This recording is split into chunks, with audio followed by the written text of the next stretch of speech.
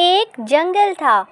اس جنگل میں ایک شیر اپنے خاندان کے ساتھ مل کر رہتا تھا۔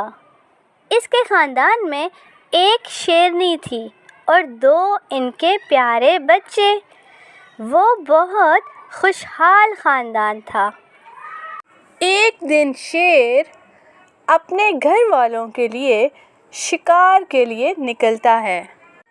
ابھی وہ شکار کر ہی رہا ہوتا ہے کہ اسے عجیب عجیب آوازیں آتی ہیں۔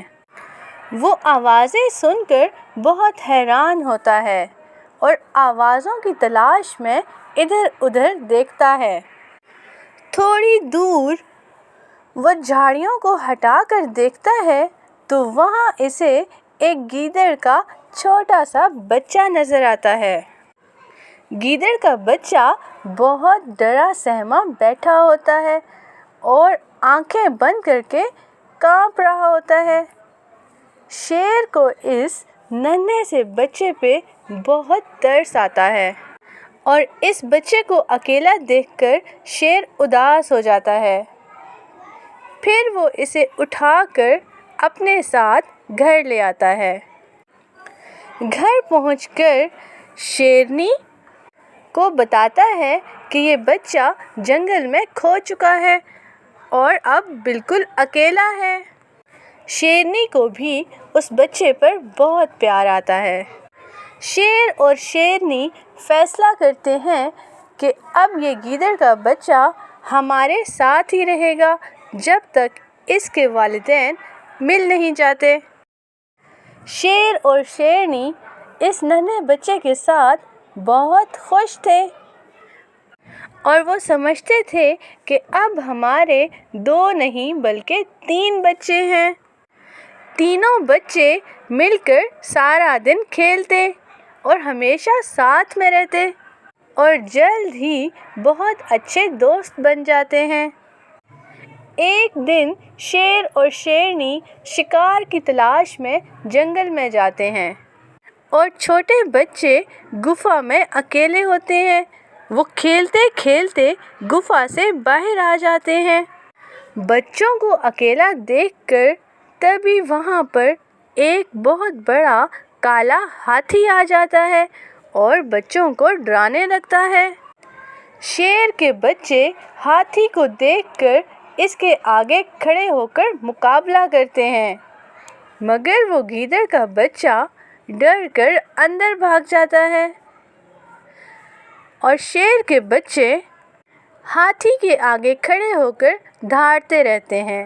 شیر کے بچے بہت بہادر تھے اور وہ تب تک ہاتھی کے آگے کھڑے رہے جب تک ہاتھی چلا نہ گیا۔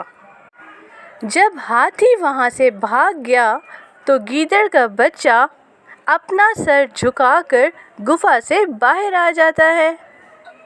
شام کو جب شیر اور شیرنی شکار کر کے گھر لوٹتے ہیں تو بچے انہیں ساری کہانی بتاتے ہیں اور بولتے ہیں کہ آج اتنا بڑا ہاتھی ہمیں ڈرانے آیا تھا مگر یہ گیدڑ کا بچہ ڈر کر اندر بھاگ گیا اور ہم دونوں نے ہاتھی کا بہت مقابلہ کیا اور اسے ڈر کر بھگا دیا۔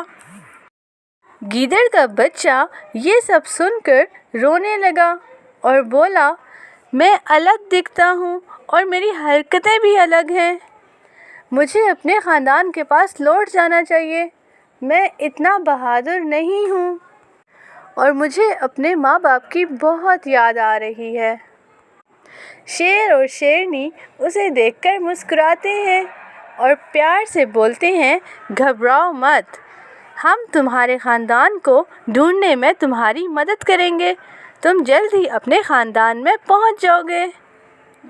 اگلی صبح شیر کا خاندان گیدڑ کے بچے کو لے کر اس کے خاندان کو ڈھونڈنے نکل پڑتے ہیں۔